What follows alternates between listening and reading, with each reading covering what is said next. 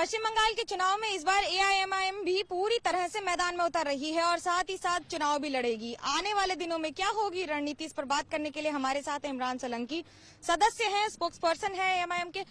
क्या होगा बंगाल में, किस तरह से पार्टी अब आगे बढ़ेगी, क्या नए कदम है?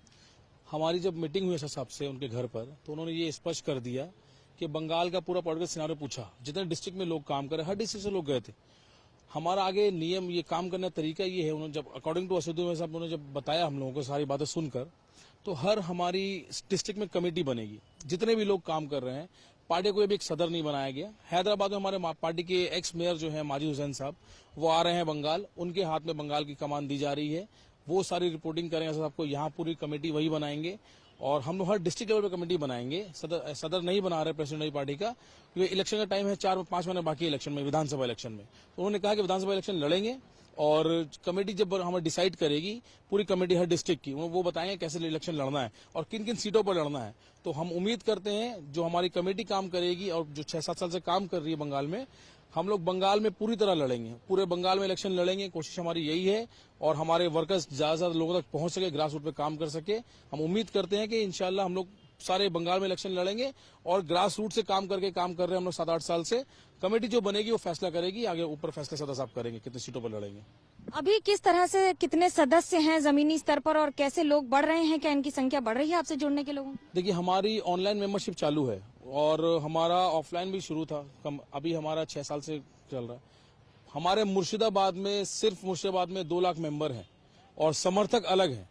बंगाल में पूरे हम लोग एक्सपेक्ट करते हैं, हम लोग का जो जितना डेटा हमारे सामने आया है, करीब 10 लाख हमारे मेंबर हैं पश्चिम बंगाल में और समर्थक जो है हमारे, वो दिन ब दिन बढ़ रहे हैं।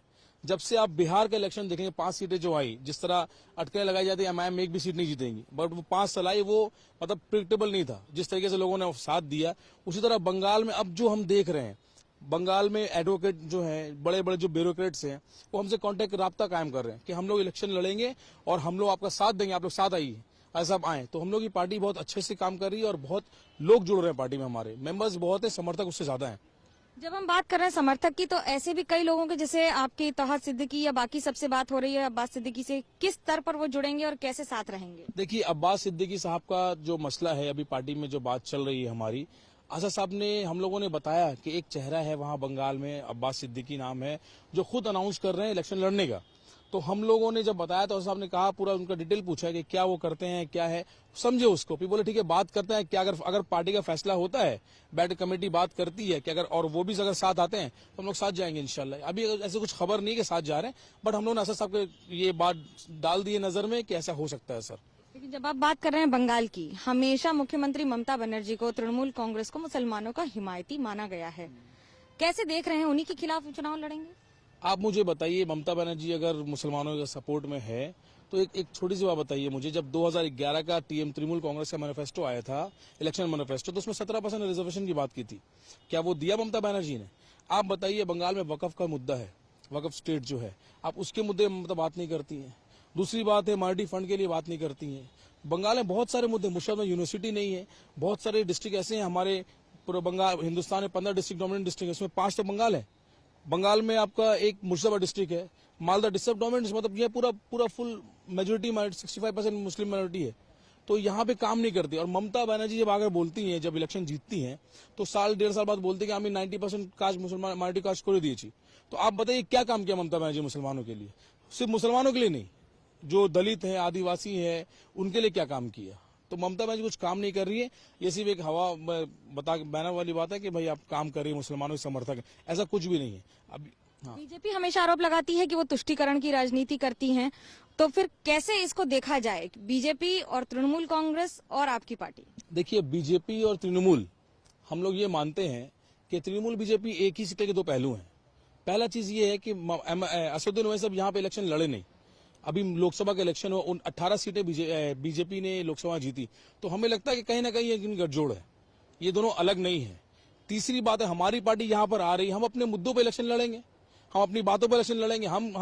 हम जो काम करते हैं, जो हैदराबाद में काम किया था, जो माइनॉरिटीज है और जो गैर माइनॉरिटीज भी हैं, जिनको जरूरतमंद है, स्कूल है, कॉलेजेस है, यूनिवर्सिटीज है, मेडिकल हॉस्पिटल है, आपका इंजीनियरिंग कॉलेज है, तो हम लोग उस तर्ज पे काम करेंगे पूरे डिस्ट्रिक्ट में, बंगाल में। जब आप डिस्ट्रिक्ट की बात कर रहे हैं, कई बार ऐसा हुआ है जब एआईएमआईएम के समर्थकों ने कोई रैली निकाली है या कुछ हुआ है और उनको सरकार की तरफ से परमिशन वगैरह नहीं दी गई है, क्या मुद्दे हुए हैं, क्या बातें हुई थी? देखिए हमारी जितनी मीटिंग्स हो रही हैं, जितनी रैली हो रही है, अभी मैं जब फ्लाइट में बैठ रहा था हैदराबाद से, तो एक फोन आया मेरे पास में, बोले कि दादा एक वो मीटिंग मुशर्रफ में हमारी अनाउंसमेंट हो रही थी, उसके लिए परमिशन दिया नहीं। बोला आप लोग क्या यहाँ पे आग जलाने आए हैं? मतलब वो एक ओसी बैठ कर थाना में ये बोलता कि आप लोग आग जलाने आए हैं। हम लोग एक प्रजातंत्र में हैं, हम लोग एक चुनाव आयोग में नियुक्त है, हम पार्टी है, पॉलिटिकल पार्टी है, अपनी बात आवाम के सामने रख रहे हैं, तो हम लोगों को परमिशन देने के लिए बहुत मसला है, परमिशन देते भी नहीं, तो हम लोग अभी आगे कोशिश करें कि हम लोग हाईकोर्ट से ही परमिशन लेंगे, जो भी प्रोग्राम होगा। अब असद साहब ने जब बोल दिया है कि हम तैयार हैं आने के लिए, तो अब सारे बंगाल में पार्टी के कार्यकर्ता हमारे काम करेंगे और सब उत्साह है। आपके और आरोप लगे हैं कि बीजेपी का प्लान बी पार्टी है, इसकी वजह से हर उन जगहों पर लड़ती है जहां पर विपक्ष को नुकसान हो, यानी कि बंगाल में सत्ता पक्ष को। देखिए आप मुझे बताइए, ये सवाल का जवाब तो असद साहब बहुत बार दिए और हम लोगों के सामने ये सवाल आता है। आपने सवाल किया, ये जितना भी इंटरव्यू होता है हमारा, उसमें सवाल आता है।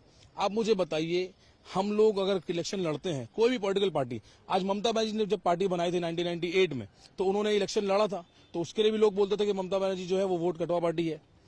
जितनी पॉलिटिकल पार्टी, आप अपनी जमीन तलाश कर रहे हैं, आप अपने पार्टी को यहाँ पे इलेक्शन लड़ेंगे तो आप अपनी जमीन, अपने समर्थक देख रहे हैं और आपकी आइडियोलॉजी को लेकर आगे बढ़ते हैं। ये कहीं भी नहीं होता। ये जो बोलते हैं, कांग्रेस बोलती है, तृणमूल बोलती है, ये जो बोलते हैं जितनी पार्टी है, ये सब ये बेबुनियाद बातें हैं। ये इलेक्शन में और चुनाव में, प्रजातंत्र में ऐसा नहीं है।